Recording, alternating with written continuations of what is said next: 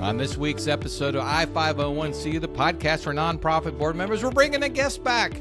Yes, we've been able to secure a guest, Joe Schaefer, who's Vice President of the Atlantic region for NFP, which is a division of Aon. And Joe is an expert in employee retention plans, specifically at the executive level. You hear Joe describe any number of opportunities to retain your key employees, and he also references a document that's available that may help you, which you'll be able to find in the show notes on our website for this podcast or on LinkedIn, as you'll hear Joe talk about. So please, hope you enjoy this podcast. Hey, I want to jump in real quick. Somebody asked me the other day, what does the Corley Company do? Well, we do three things for nonprofits. One, we facilitate meetings, yes, like board retreats where we discuss governance and strategy with all the members of the board. Number two, advise CEOs and help them as they make decisions and implement actions to drive their mission. And then finally, we produce podcasts such as this one, but also for a number of nonprofits to help you get the word out, get your message out. So if you're interested in any of these services, please feel free to reach out to Michael at thecorleycompany.com. Now back to the podcast. Joe, welcome to the podcast. And tell you what, take a few minutes, tell the audience a little bit about yourself, your career, and how you came to be in this role. I appreciate that. Well, Michael, first of all, thanks for having me on today. I think I got into this business in about mid-2006. So I have a period of time working in the industry, and most of it has been spent providing employee retention or executive benefits. I prefer to call it employee retention plans, mostly for the financial sector, but I'm not exclusive to the financial sector. And I got started in Illinois, but I moved to Miami, Florida in 2013. Have a couple of kids, 5th and 3rd grade, and we're loving it down here in sunny Florida. But with that geographic location, I focus the emphasis of my business down here for obvious reasons. So my travel is limited with a couple of kids, but it's mostly Florida, Georgia, South Carolina, a little bit into Alabama. Very good. Well, we're glad you're down here in Florida. And so let's just jump right in, because this is a topic that rears its head every now and then. And oftentimes, I'll talk to, and I work with a lot of executive directors and CEOs, and they'll talk about their compensation. I say, hey, do you have an employee retention plan, some type of executive retention plan, and get the glazed look. So let me ask you. So most of our listeners are nonprofit board members or executives. What do they need to know about executive retention programs?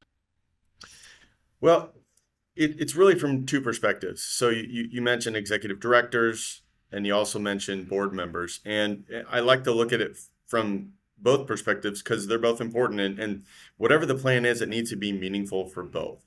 But when you think of the directors, it's really about thinking about ways that keep the people that keep you in business. Because if a critical person to that organization, let's just assume, for example, that it's someone or a type of business, a not-for-profit that has a lot of grants or donations, and they rely on the relationship or the ability for those people to generate income for the organization that they can deploy into their community to support the mission that they have. Imagine if that person were to be recruited away into maybe a competitor or another type of organization, and that is ultimately dollars walking out the door. So when we think of retention plans, what you're really trying to do from the board member's perspective is continue the ability to operate the organization so that you can satisfy that mission. If someone walks out the door, they're taking those dollars elsewhere. So it's really kind of like an insurance policy. You're investing in that person's relationships and ability to generate resources for the organization, and you want to mitigate the consequence of that person walking out the door. So that's really what you get from the board member's perspective. Now, if you think about the executive's perspective, it's a little bit different, but it's really aligned at the end of the day. A qualified retirement plan, I'm going to focus on that.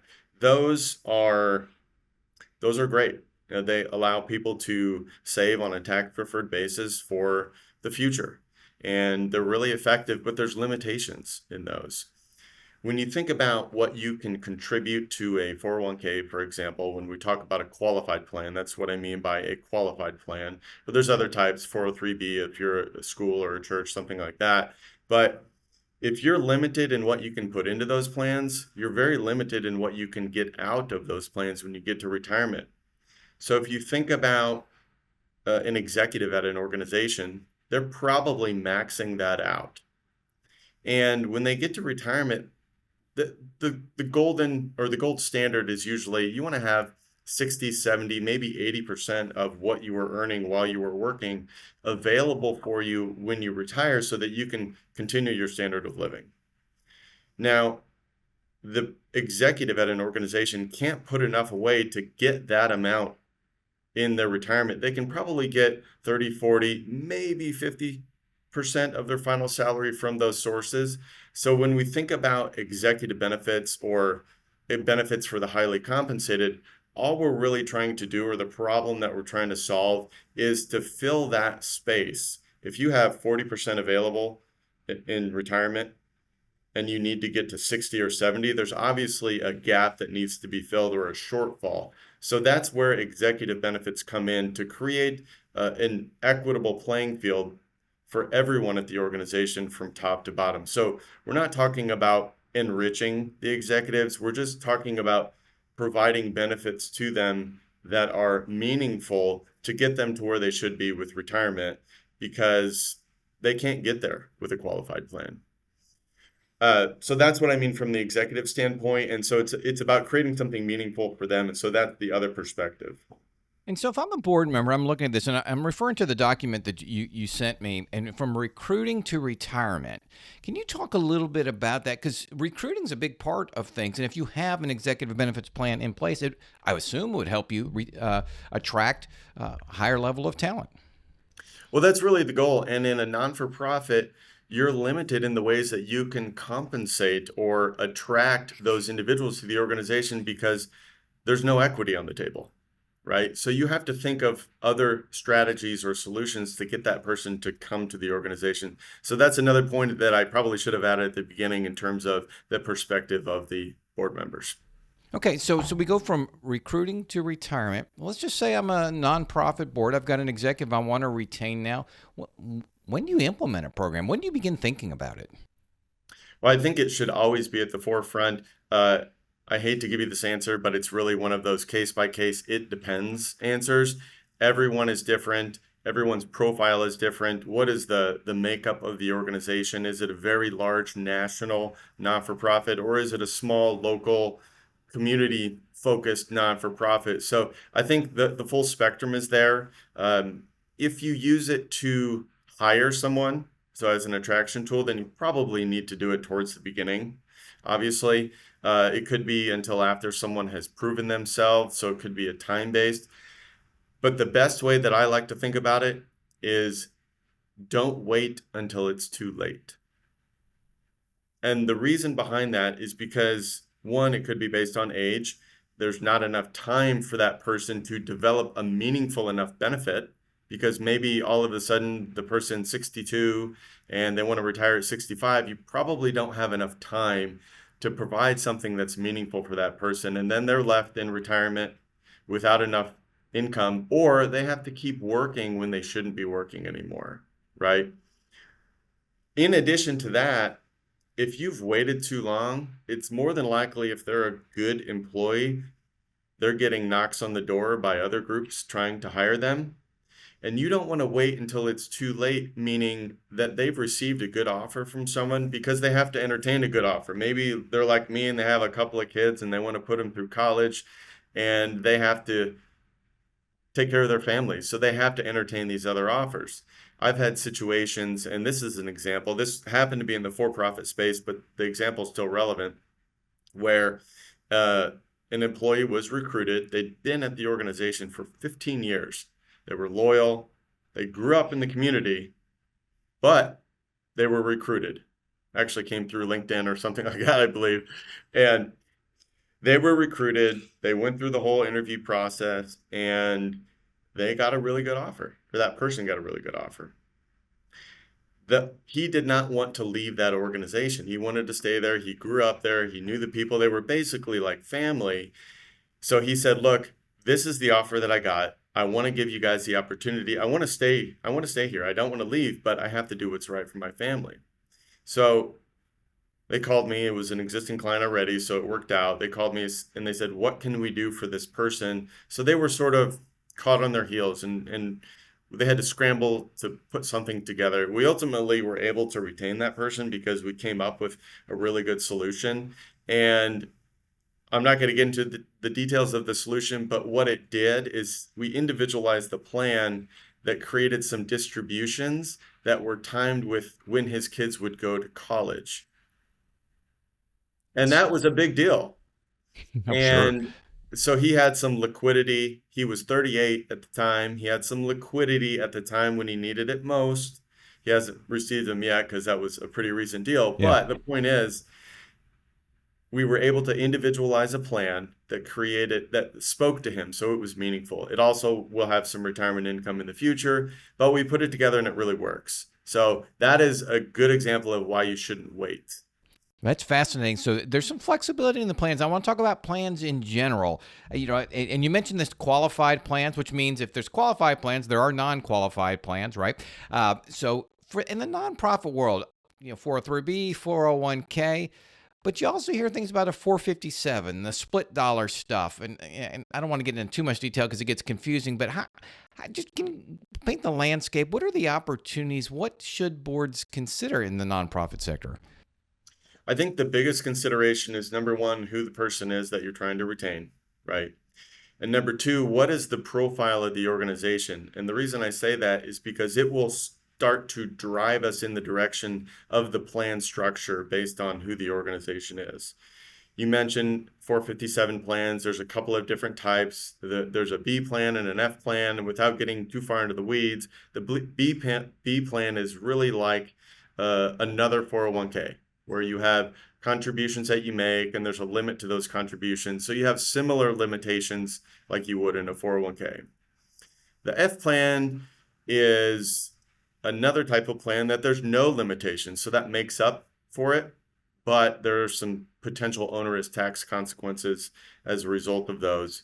One that was created as a result of the Tax Cuts and Jobs Act. So this number is going to sound crazy, but depending on the size of the organization, it's really not that outlandish. But anytime that F plan gets above $1 million, any amount above that is subject to an excise tax for the organization of 21%. That's right.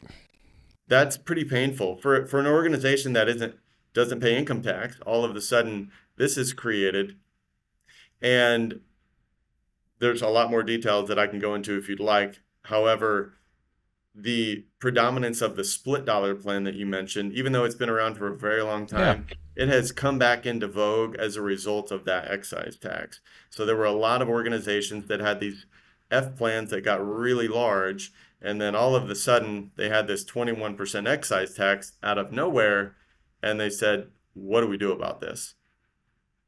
So the split dollar plan came about, and it's really creative, and it's a closed loop system. So what happens here, and I'll get into the structure, I'm going to get into the weeds a little bit here, but I think it's I've relevant. always wanted to understand this, so I'm hoping you can explain it. I'm going to explain it. I'm going to explain it as if I were explaining it to my son. And I think and so when you borrow money, you get a loan. Let's say it's from a credit union or a bank.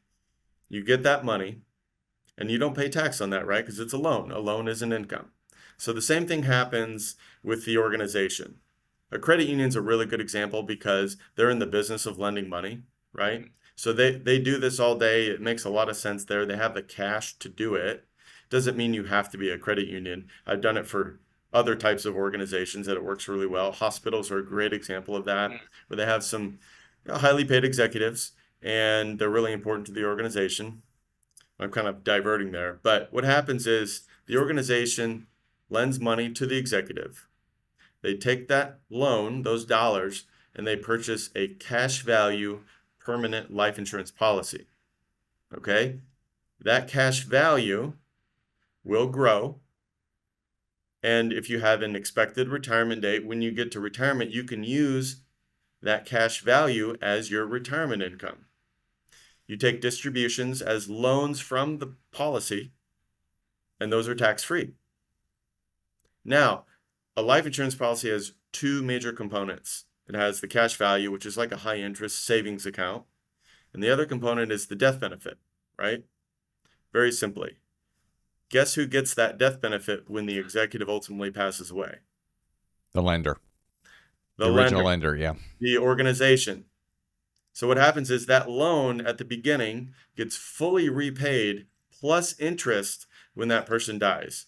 So there's a waiting period, obviously, and it's life insurance. The statistics are 100% that we all eventually do pass away. So you know that that money is coming back to the organization at the end of the day, right? Now, the main difference between the loan strategy and the 457 strategy is that the 457 strategy is an expense to the organization. It is compensation to that person. You're never going to get that money back. Okay? The loan strategy is an earning asset that goes on the balance sheet. So you're shifting from an expense to an asset on the balance sheet. That's a big deal. That's guaranteed by the full faith and credit of the insurance carrier. And if you use a really strong insurance carrier, your chances are really, really high that that loan's going to get repaid, right? There's a lot more to that, but basically that's how the process works. And it doesn't work for everybody because number one, it's a life insurance policy. If the person is not insurable, if they're not healthy, Okay. it's going to be difficult to get coverage on that person. So that's a con, frankly. And the other period is if they're too old, it might be too expensive, and that loan's going to have to be so massive to deliver enough retirement income that it just doesn't work. So there are some cons to it for sure, but if you get the right scenario, if the organization has enough liquidity to provide that loan, which is why it works really well for a credit union, they have the liquidity to do it. So it's a total home run in that situation. If the person's healthy, there's cash, and they've got enough time. So it's healthier, and I assume on the younger side, whatever that may be. At what age does that get to be a little bit problematic? 60, 65, 50, 55? 55 is fine. Okay. That's absolutely doable. Okay.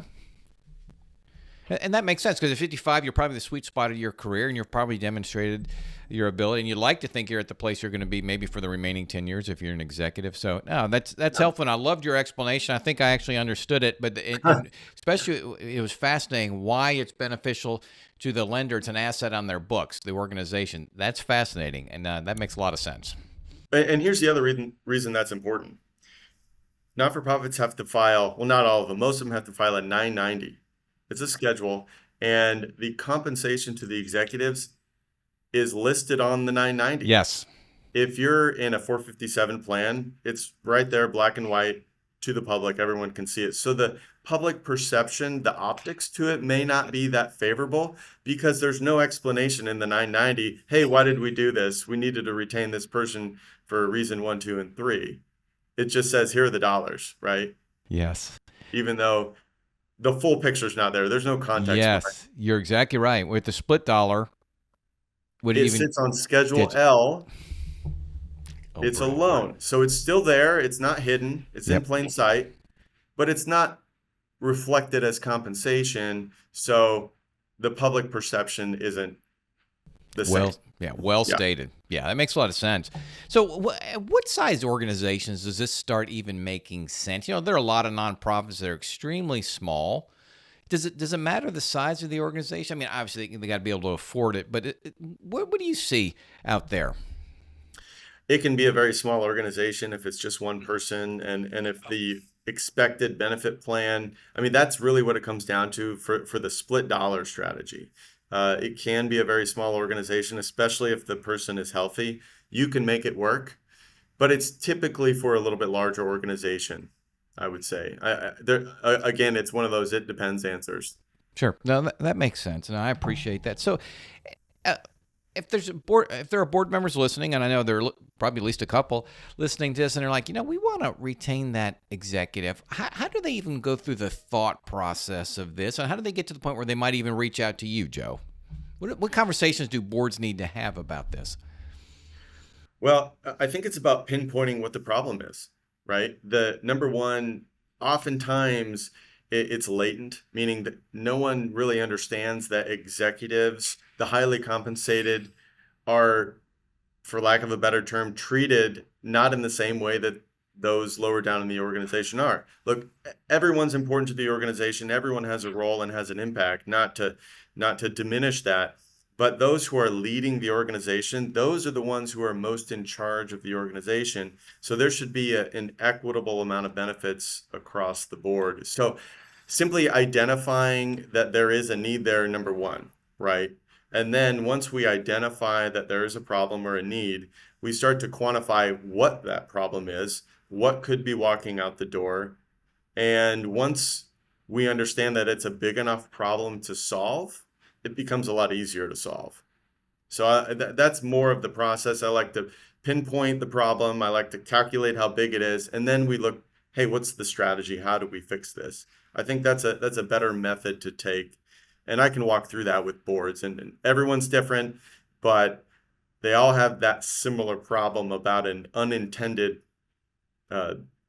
level of benefits across the board. And look, what I didn't mention earlier is that this isn't just retirement. So that's the big one that we talk about because that's always top of mind. But what often gets overlooked are some other benefits. I don't mean health insurance, but disability is a big one, even life insurance. So most organizations will have group benefits that they offer. And your group disability plan, now this is just general, it might be 60% of your salary is available to you, which if you're earning, let's say $100,000 per year, 60% of your salary, that's probably okay. You can replace the majority of your income after tax, which is what you're looking for.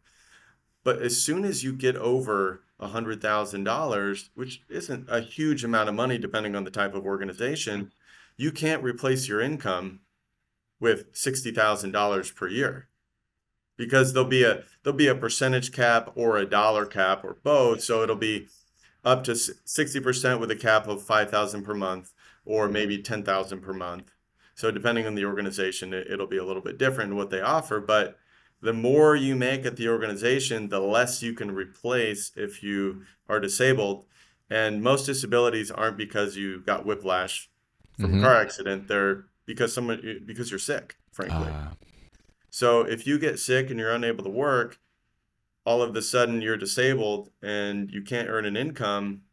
Your mortgage didn't change, your car payment didn't change, your kids' tuition didn't change. None of that changed, but your income changed. Sure. So what happens is you can put in a supplementary policy to make up for that shortfall to get you to 60%. Same thing with life insurance, group term life insurance. Everyone's familiar with that. You'll have maybe 2 to 3 times your salary available to you with a cap of $300,000 or $500,000, whatever it may be. So if you're earning $100,000, you can get 3x if you have a $300,000 cap. But if you're earning $200,000, you need to get $600,000 to have the same multiple of salary available relative to others. So all I'm trying to do here is identify the different levers that an organization can pull to retain their employees. You don't have to do all of them, but those are the main ones that are existing. And a lot of people don't know about it. No, they really don't, and especially in the nonprofit space where the perception is, we work because we love the work and what the mission, what we're doing, and we should take a lower salary and lower total compensation package, which I'm totally against. But that's the mindset for a lot of folks, and you kind of touched on it in the beginning. You're gonna lose those people, and you see it. I'd see it all the time. That talent gap. You want to retain those really good people for the reasons you said. It's an absolute game changer for your organization and could mean a whole heck of a lot of money. Yeah, and typically what's walking out the door, if it's not someone who is creating donations or governmental grants or whatever it is, on average, depending on who it is, between 200% and 400% of salary is the cost when someone leaves the door or walks out the door rather. And you can start to think about things like lost productivity. All of a sudden, the people who are remaining have to make up for the slack or the loss of productivity from that person. Or what if they leave and they take two buddies with them? All of a sudden, three people leave. How do we replace them? What's the talent pool like? What's morale like at the organization? Oh, why did that person leave? So you can start to, the gears start spinning. And I'm not trying to paint an Armageddon situation here, but that's why I say you should not wait until it's too late, because you don't want to be in that type of situation where all of a sudden you're scrambling to find talent and now you're distracted from doing what the organization is trying to do. Well stated. And I think all boards need to understand that. And I think they'll welcome this podcast for that reason, to help and start to think strategically about the key people in their organizations, and that there are opportunities to drive retention, if you will. Well, I tell you what, Joe, I appreciate the discussion today. We should probably give a thanks to Dennis Murphy, who introduced us a while ago. We always like to talk about Dennis. And actually, Dennis was on podcast 28, number 28, back in April of 2023. So, Dennis, if you're listening, thank you for the introduction to Joe. Thanks, Dennis. And Joe Schaefer, ladies and gentlemen. So, Joe, where can people find out more about you or get in touch with you if they listen to this podcast and they're interested in learning more? Well, I'm on LinkedIn, Joe Schaefer. You can look me up. Otherwise, I'll provide my phone number and email. You can reach me that way. Oh, that's great. And of course, we're connected on LinkedIn. So anybody I'm connected with, you can get to Joe through me. We're first connection on LinkedIn. Joe Schaefer, thank you so much for your time and your expertise today. We're really grateful. Thank you, Michael. I appreciate it. What an informative interview with Joe Schaefer. Such an important topic that we just don't really understand a lot about in the nonprofit space. And that's not saying anything other than we just need to learn a little bit more on how to retain key employees. So, Reed, this is our episode with Recapping with Reed. What are the 3 things that you took away from this podcast? So when it comes to executive retention programs, the board members need to be thinking about keeping the people that keep them in business. So whether that's revenue generators, essential leaders, board members need to think about keeping those people. Yeah, I thought the way he articulated it was really, really well stated. Number 2. So when should you implement a program like this? He says, don't wait until it's too late. If you have a great employee, like we've talked about before, it's likely that they are being recruited elsewhere. So don't wait until they've already been given another offer and now you're left on your heels trying to match or better that offer. Be proactive and implement a program like this before you get caught on your heels. Great point, because they are being recruited. I don't care what you think. Your key employees are being recruited. And number 3. You should consider the cost of somebody leaving an essential employee. And Joe says it's between 200 and 400% of their salary is what it's going to cost to be able to get back up and running with that next person that you have to hire. All the opportunity cost, all the time lost, all the recruiting involved, it's going to cost between 200 and 400% of the person that left's salary. And there you have it. Recapping with Reed, the 3 key points from our interview with Joe Schaefer. And we look forward to I-501 seeing you next week.